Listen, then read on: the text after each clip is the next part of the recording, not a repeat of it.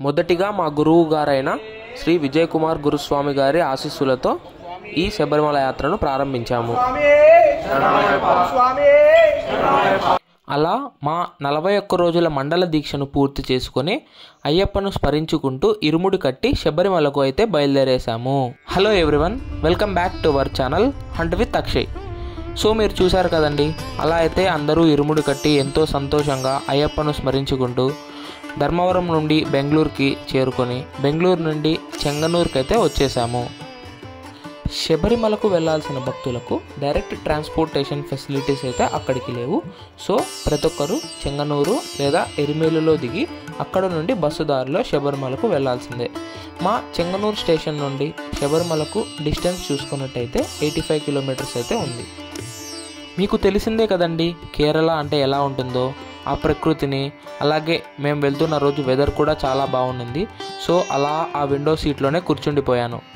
మాకైతే శబరిమల ట్రిప్లో ఈ బస్ జర్నీ మాత్రం ఒక మెమరబుల్ మూమెంట్గా, అలాగే ఒక అడ్వెంచరస్ మూమెంట్గా అయితే మిగిలిపోయింది.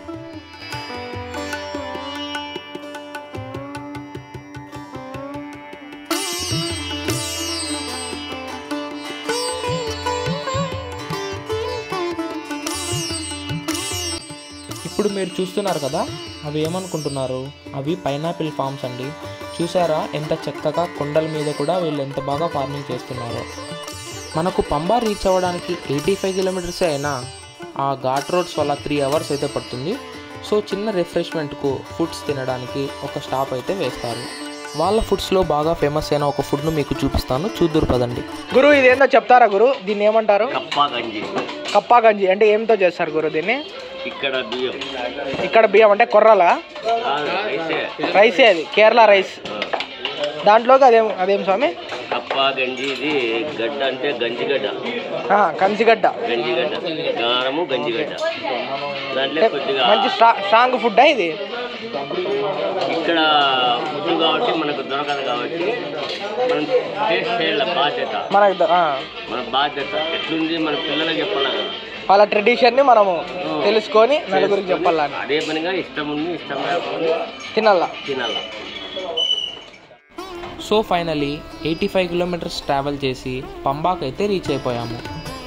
శబరిమలకు వచ్చే ప్రతి ఒక్క భక్తులు వచ్చే ప్లేస్ ఈ పంబా. ఈ పంబా నదిలో నదీ స్నానాన్ని పూర్తి చేసుకొని శబరిమల కొండ ఎక్కడం అయితే ప్రారంభిస్తారు. ఇక్కడ స్నానం చేయడానికి కారణం ఏమనగా, మనం ఎంతో దూరం నుండి కష్టపడి ఆ అయ్యప్ప దర్శనం కోసం వస్తూ ఉంటారు. అలా ఈ నదీ స్నానంలో స్నానం చేయడం వల్ల మనకి ఏదో ఒక తెలియని పాజిటివ్ ఎనర్జీ అయితే వస్తుంది. సో ఎంతటి కొండనైనా సంతోషంగా అయ్యప్పను స్మరించుకుంటూ ఎక్కేయగలం. నాకు ఇప్పుడు అర్థమైంది కేరళని గాడ్స్ ఓన్ కంట్రీ అని ఎందుకంటారు. చూస్తున్నారు కదండి ఆ నేచరు, ఆ గ్రీనరీ ఎంత అద్భుతంగా ఉన్నాయో. అలా ఆ పంబా నదిలో స్నానం చేసి ఇరుముళ్లకు పూజ చేసి వారి వారి ఇరుముళ్ళు తలపై పెట్టుకొని కొండ ఎక్కడానికైతే స్టార్ట్ అయిపోయాము. అయ్యప్ప వచ్చినాడు, పంబా ఒట్టులేకే అయ్యప్ప అయ్యప్ప స్వామి స్వామి దిందకతోం తోం అయ్యప్ప దిందకతోం తోం స్వామి దిందకతోం తోం అయ్యప్ప దిందకతోం తోం అయ్యప్ప దిందకతోం తోం స్వామి దిందకతోం తోం స్వామి అయ్యప్ప స్వామి అయ్యప్ప స్వామి అయ్యప్ప స్వామి అయ్యప్ప స్వామి అయ్యప్ప స్వామి అయ్యప్ప స్వామి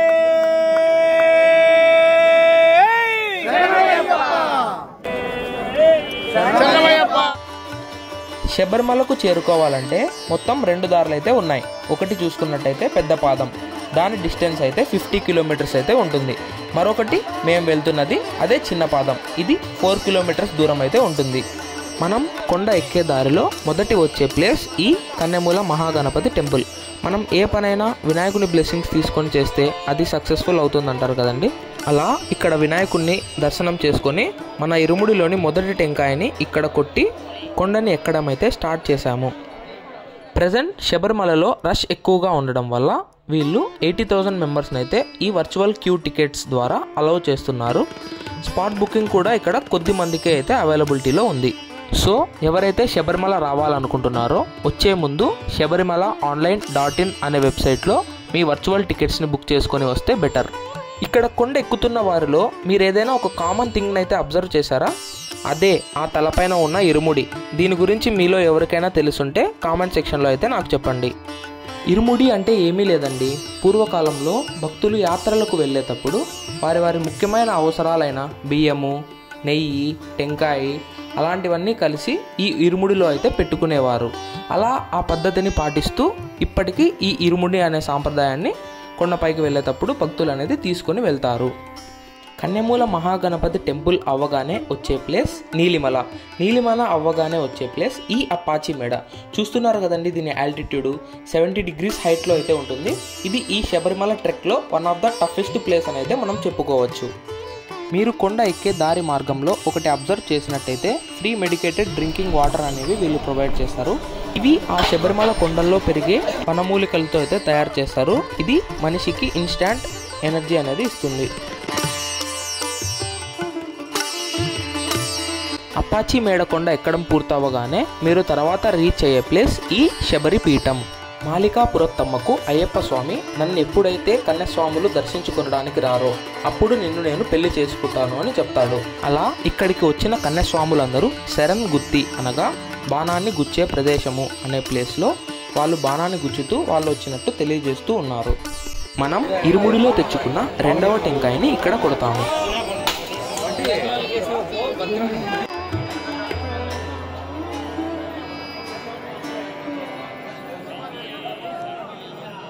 అట్ లాస్ట్ మేము సన్నిధానానికి అయితే వచ్చేసాము.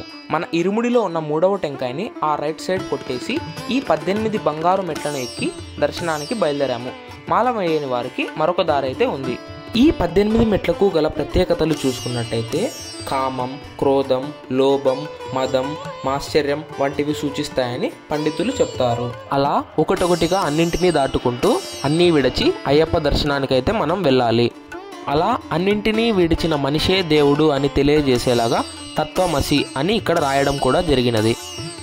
మీరు చూస్తున్నారు కదండి ఆ బంగారు గోపురం, అదే అయ్యప్ప స్వామి వారి గుడి. మీరు ఎటువైపు చూసినా ఎటువైపు తిరిగినా మీకు ఒకటే వినిపిస్తూ ఉంటుంది, అదే అయ్యప్ప అయ్యప్ప అని.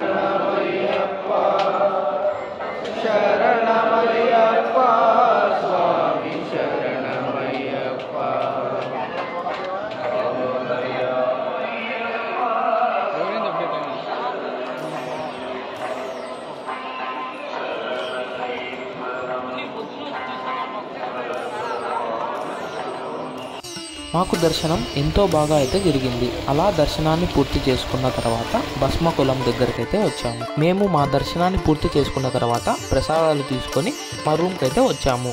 మా రూమ్ మేము ముందుగానే శబరిమల online.in అనే వెబ్సైట్లో బుక్ చేసుకున్నాము. సో అలా అక్కడ రాత్రి రెస్ట్ తీసేసుకొని అర్లీ మార్నింగ్ తిరిగి పంబాకి అయితే స్టార్ట్ అయిపోయాము.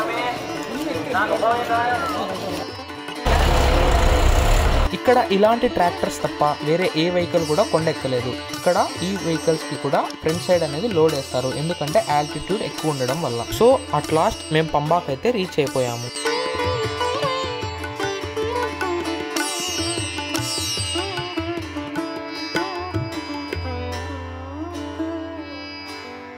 సేమ్ ఎలాగైతే మనం వచ్చామో అలాగే తిరిగి వెళ్ళాలి. సో చెంగనూరుకు రిటర్న్ బస్ జర్నీ అయితే స్టార్ట్ చేశాము.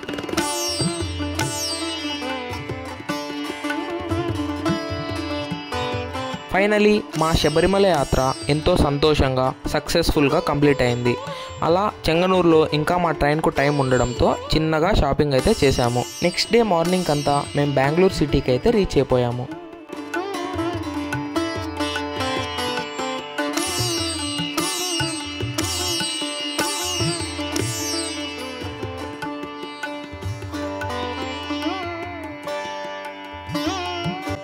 ఫైనలీ మా శబరిమల యాత్ర ఎంతో సక్సెస్ఫుల్గా కంప్లీట్ అయింది. మీకు ఈ వీడియో నచ్చిందనేసి నేను అనుకుంటున్నాను. మీకు ఈ వీడియో నచ్చినట్లయితే please do like, share and subscribe for hunt with Akshay.